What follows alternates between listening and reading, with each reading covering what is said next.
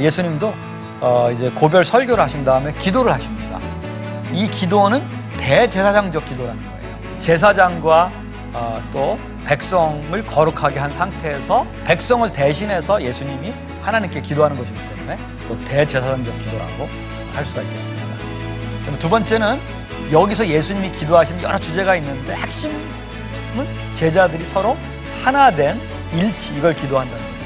그 예수님과 하나님의 일치가 모델이 되어서 그들도 다 하나가 되어 우리 안에 있게 해주소서, 이런 일치를 기도하고 있습니다. 세 번째는 이 일치가 뭘 의미하느냐, 여러 가지를 의미할 수 있는데 그 중에 하나가 교회를 이루는 것을 의미할 수 있다. 그들이 교회를 이루어서 서로 사랑하고 서로 일치된 그런 모습을 보일 때 사람들이 이거야말로 예수님이 정말 살아계시구나, 예수님이 하나님의 보내심을 받은 분이구나, 그것을 사람들이 알게 된다는 것입니다.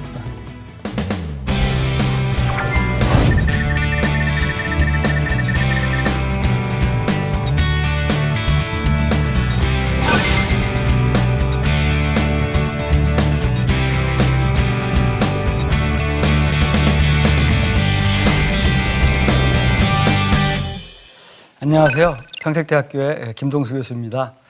우리 계속 요한복음 공부하고 있죠.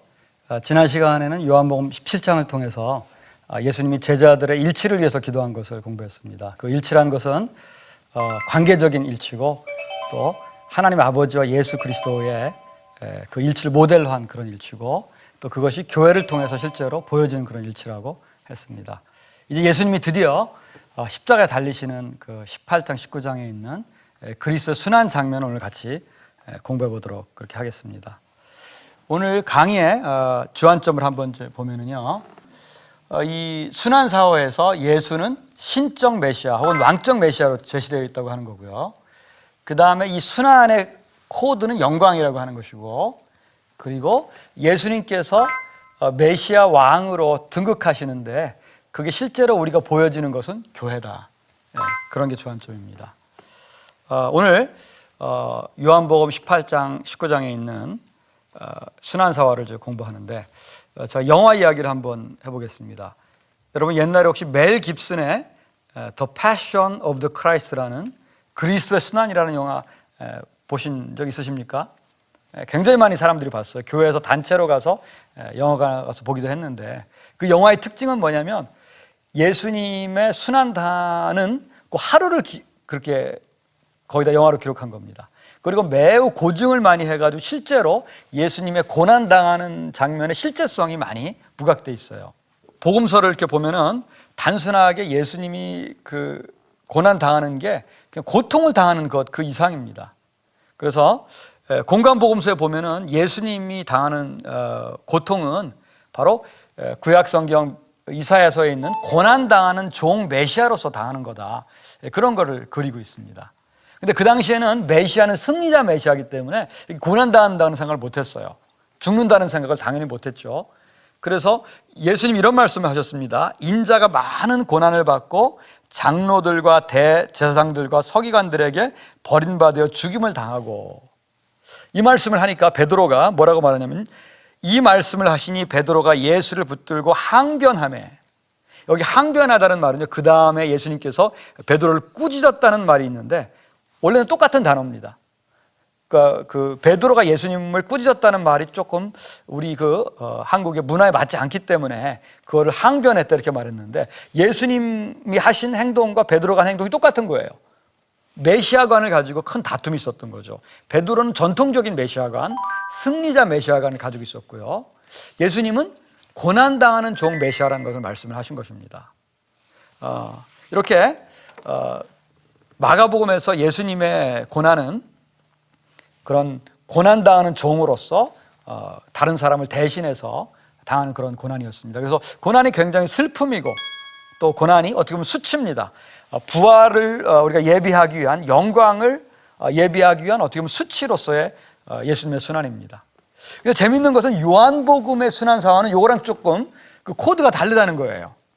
요한복음의 순환사화는 코드가 기본적으로 수치가 아니라 영광입니다. 실제로 이따 좀 자세히 보겠지만 요한복음에 순환당하는 것을 계속해서 예수님이 영광받는다 이렇게 표현하고 있어요.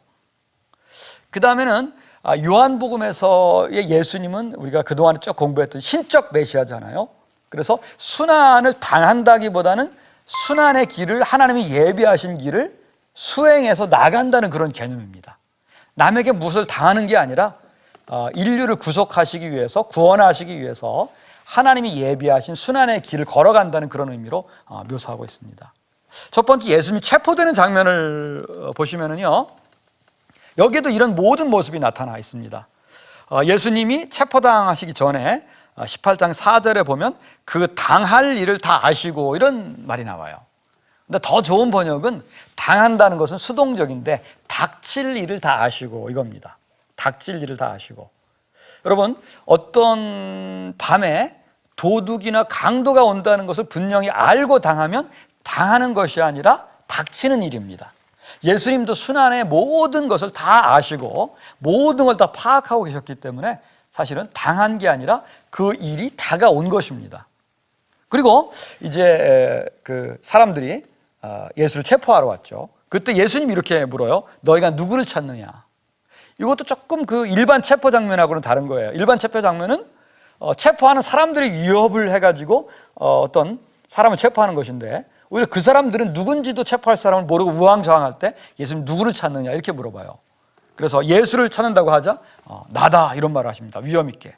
이 나다라고 하는 여기 헬라어가 에고 에이미, 이런 말인데요.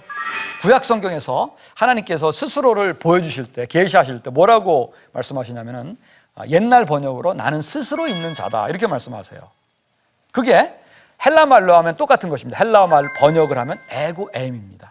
바로 하나님이 쓰신 그 용어예요. 하나님이 자기를 설명하실 때 쓰신 용어가 에고 에임입니다. 나는 나다, 이런 뜻이에요. 한마디로 말하자면 예수님도 그렇게 신적 메시아였기 때문에 나는 나다, 이렇게 말씀하셨죠. 그랬더니 사람들이 그 모습을 보고 쓰러집니다. 여기에 보면은, 구약 성경에 보면은 하나님의 임재 앞에서 사람들이 쓰러져요. 구약 성경 많은 장면에서. 그래서 여기에 예수님의 체포되는 장면에서도 체포되는 게 아니라 예수님께서는 순종의 길을 가는 거다, 이렇게 묘사하고 있는 것입니다. 그리고 마지막에 이제 여기 체포되는 장면에서 베드로가 거기에 있는 종의 귀를 이렇게 칼로 그런 뱁니다. 그때 예수님께서 이런 말씀을 하십니다. 아버지께서 주신 잔을 내가 마시지 아니하겠느냐. 이 잔, 이 고난의 잔, 순환의 잔, 죽음의 잔을 기꺼이 마시겠다는 거예요. 여러분, 공관복음서에 보면 겟세마네 장면에서 이런 장면이 나와요. 할 수만 있으면 이 잔을 내게서 옮기시옵소서. 그거랑 조금 다른 뉘앙스죠. 물론 요한복음에도 12장 27절에 보면은 예수님이 이 십자가를 앞두고 고뇌한 흔적이 나와요. 그렇지만 고뇌를 전혀 안 한 것은 아니지만 예수님은 당당하게 내가 하나님이 주신 잔을 내가 마시지 아니하겠느냐, 이렇게 기꺼이 이런 죽음의 길을 걸어가는 것으로 나옵니다. 이제 예수님은 체포가 돼가지고 그 다음에는 안나스에게 이제 신문을 받는 장면이 나옵니다. 안나스는 사실은 대제사장이 아니었고요, 대제사장의 장인이었습니다. 전직 대제사장이었어요. 근데 자기 사위가 대제사장이고 자기가 옛날에 대제사장이었기 때문에 굉장히 큰 힘을 가지고 있었습니다. 그래서 원래는 신문을 받으려면 산헤드린 공회 의장인 그런 가야바 제사장한테 가야 되는데 힘 있는 안나스에 가서 신문을 받습니다. 안나스가 온갖 위협을 해요. 그때 예수님께서 안나스에게 이런 그런 왕으로서 위엄을 가지고 있자 거기에 또 옆에 있는 사람이 그 예수님을 갖다 꾸짖습니다. 그때 예수님 이런 말씀하십니다. 내가 대제사장에게 이같이 대답하느냐 하니 예수께서 대답하시되 내가 말을 잘못하였으면 그 잘못한 것을 증언하라. 바른 말을 하였으면 내가 어찌하여 나를 치느냐 하더라. 그렇게 그 사람들의 잘못을 꾸짖습니다. 여러분, 사도행전에 보면은요, 그 사도 바울이 대제사장에게 이렇게 어떤 말을 했다가 그런 사람들이 대제사장한테 이렇게 대들어 이러니까 백성의 관원들에게 그런 대항하지 말라는 그런 말을 하면서 오히려 어떻게 보면 꼬리를 조금 내리는 것 같은 그런 장면이 나와요. 대제사장을 존경하는 거죠. 존중하는 거죠. 여기도 물론 예수님의 대제사장을 이렇게 존중하지 않았다는 게 아니라 예수님은 지금 왕이시기 때문에, 만왕의 왕이시기 때문에 대제사장에게도 꿋꿋하게 그렇게 나가는 장면이 있는 것입니다. 가장 중요한 장면은 이제 예수님이 대제사장에게 신문을 받아야 되는데 가야바에게는 신문을 안 받고 이제는 헤롯에게 보냅니다. 왜냐하면 원래 유대인들은 자치권이 있었지만 사형권은 없었어요. 옛날에 주어진 적도 있었지만 남용을 많이 해가지고 예수님 당시에는 거두어간 상태입니다. 사형은 오직 로마 총독만 언도를 내릴 수가 있었습니다. 그래서 예수님을 죽여달라고 사실 빌라도에게 보낸 것이죠. 그래서 빌라도에게 예수님은 끌려갔는데 빌라도는 사실은 이런 신문을 하고 싶지 않았어요. 보나마나 뻔한 자기들의 율법에 대한 문제고 이런데 나를 그냥 재판관 삼아가지고 나를 곤란하게 한다 이런 생각을 했습니다. 그래서 빌라도가 이제 예수님을 이렇게 딱 보니까 별로 그렇게 죄인 같은 생각이 안 들어요. 그래서 빌라도가 신문하는 장면이 우리 33절부터 나옵니다. 빌라도가 이렇게 묻습니다. 내가 유대인의 왕이냐 이렇게 물어요. 왜 이런 질문을 했냐면은 그 고소를 한 사람들이 예수라는 사람은 자기를 스스로 왕이라고 이렇게 주장하기 때문에 이런 사람을 처벌해 줘야 된다 이렇게 말하는 거죠. 그러니까 이 질문에 빌라도는 뭐라고 생각했냐면요. 아유 무슨 말씀이에요? 예수, 나는 절대로 그런 사람이 아닙니다. 이렇게 말할 걸로 생각을 했죠. 근데 예수님은 그 대답을 안 해주세요. 그리고 뭐라고 얘기하냐면은 이건 내가 스스로 하는 말이냐 아니면 사람들이 나에 대해서 그렇게 말하는 말이냐 이렇게 또 질문을 합니다. 마치 학생이 질문을 잘못했을 때 선생님이 그걸 분명하기 위해서 대질문을 한 것 같은 그런 말입니다. 그때 빌라도는 이런 말을 합니다. 좀 엉뚱하게도 내가 유대인이냐. 이 말은 유대인이 너한테 그런 제목을 씌웠다는 거야. 나는 그렇게 너를 죄인이라고 보지 않는다. 그런 뉘앙스입니다. 그러면서 이런 말을 해요. 내 나라 사람과 대제사장들이 너를 내게 넘겼으니 내가 무엇을 하였느냐. 여기 내 나라라는 말이 나오거든요. 나라라는 말이 무슨 뜻이냐면요. 헬라 말로 에스노스입니다. 에스노스. 그거는 국가로서의 민족으로서의 나라예요. 민족. 내 민족 국가 그 사람들이 나한테 넘겼는데 너는 무엇을 하였느냐. 아마 빌라도가 기대했던 대답은 이것입니다. 아유 사실 나는 아무 죄가 없습니다. 저 사람들이 나를 무고해서 이렇게 고소를 한 겁니다. 그때 예수님은 흥미롭게도 빌라도가 내 나라 사람이 넘겼는데 무슨 일을 하였느냐 그랬을 때 이런 말을 합니다. 내 나라는 이 세상에 속한 것이 아니니라. 여기 내 나라라고 했을 때 여기 말은 바실레이아입니다. 왕국이에요. 빌라도가 물어본 것은 그냥 내 민족으로서의 나라인데 예수님은 자기 나라를 왕국이라고 얘기해요. 영어로 말하면 my kingdom. 이 말을 3번이나 합니다. 내 나라라는 말을 거기에 내 나라는 이 세상에 속한 것이 아니니라. 만일 내 나라가 이 세상에 속한 것이었다면 내 종들과 싸워 나로 유대인들에게 넘겨지지 않게 하였으리라. 이제 내 나라는 여기에 속한 것이 아니니라. 이렇게 내 나라는 말을 3번씩이나 해요. My kingdom, my kingdom, my kingdom. 그럼 나는 뭐냐면 왕이죠. 빌라도가 이 말에 굉장히 너무 의아해한 거예요. 저 사람들이 그 무고로 고소했다고 생각했는데 예수님이 왕이라고 직접 얘기를 한 겁니다. 그때 그 빌라도가 직접 네가 왕이라고? 네가 왕이 아니냐? 이렇게 물어봅니다. 그랬더니 예수님이 직접 대답하세요. 네 말대로 내가 왕이니라. 그러면서 왕국을 선포합니다. 뭐라고 얘기하냐면 내가 이 왕국을 위해서 태어났으며 이를 위해서 세상에 왔나니 곧 진리에 대하여 증언하려 함이로라. 무릇 진리에 속한 자는 내 음성을 듣느니라. 진리에 속한 사람들이 왕국을 형성해서 내 음성을 듣는다. 그때 빌라도가 이렇게 물어요. 진리가 무엇이냐? 처음 질문은 예수님을 신문하는 거였어요. 내가 유대인의 왕이냐? 근데 마지막 질문은 사실은 구도자 같아요. 진리가 무엇입니까? 진리의 왕국이라는 게 도대체 무엇입니까? 그런 것으로 끝나고 있습니다. 빌라도가 예수님을 신문할 때도 예수님은 오히려 왕국을 선포하세요. 나는 왕이라는 것.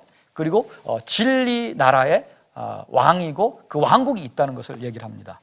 그러면서 이제 빌라도는 이걸 알았어요. 이게 유대인들이 예수를 모함한 거구나. 자기들끼리의 문제구나. 그래서 놓아주려고 애썼지만 오히려 그 유대인들은 그 유월절의 풍습에 따라 죄인 한 명을 놓아주는데 예수님이 아니라 바라바를 선택을 했습니다. 그러면서 이제 결국은 여러 가지 그 상황이 전개돼서 예수는 십자가에 못 박게 됐습니다. 빌라도는 굉장히 예수 십자가 못 박기를 꺼려했지만 그런 예수님이 스스로 왕이라고 하는데 그 사람을 처벌하지 않으면은 그럼 황제하고 왕을 2명 인정하는 거잖아요. 그러면 황제의 어떤 충신이 아니다. 원래 헬라 말에는 황제의 친구가 아니다. 친구가 아니라는 것은 적이라는 것입니다. 황제를 반역하는 자다, 이런 뜻이죠. 그랬더니 어쩔 수 없이 자기의 목숨을 위해서 빌라도는 예수를 십자가에 못 박도록 내어줍니다. 그런데 여기 참 재미있는 장면이 나와요. 예수를 십자가에 못 박을 때요, 거기 패를 썼습니다. 패에다가 뭐라고 썼냐면요, 나사렛 예수 유대인의 왕이라고 썼어요. 그리고 그랬더니 사람들이 와서 항의를 해서, 유대인들이 이 사람에게 왜 거기다가 그냥 패라고 하고 나사렛 예수 유대인의 왕이라고 하느냐, 그건 죄패가 아니다. 앞에다가 자칭이라는 것을 넣어라. 그래야지 죄패지. 그랬더니 그 다음 그 빌라도의 말이 놀라워요. 내가 써야만 할 것을 썼다, 이렇게 얘기를 합니다. 내가 써야만 할 것을 썼다. 이게 하나의 드라마로 보자면은요, 이 예수님께서 십자가를 지는 것은 예수님이 바로 진리 왕국의 왕으로 등극하는 장면입니다. 그리고 이 빌라도의 역할은 뭐냐면 왕이 등극기의 준비위원장이에요. 그래서 내가 써야만 할 것을 썼다, 이렇게 말씀을 하시고, 예수님은 왕으로 십자가에서 죽는 것이고 등극입니다. 그리고 결국에는 나중에는요, 예수님 십자가에 달리셔서 이렇게 죽음을 맞이하시는데, 그때 죽음을 맞이하기 전에 예수님이 하신 말씀이 뭐냐면 다 이루었다. 정확히 번역하면 다 이루어졌다. 하나님의 뜻이, 하나님이 나에게 맡기신 모든 일들이 다 이루어졌다, 이렇게 말씀하시고, 그 다음에는 죽음에 대해서 말씀하시는데 영혼이 떠나가시니라. 옛날 번역에는 돌아가시니라 이렇게 되어 있는데 조금 더 좋은 번역이지만 이것도 완벽한 번역이 아니에요.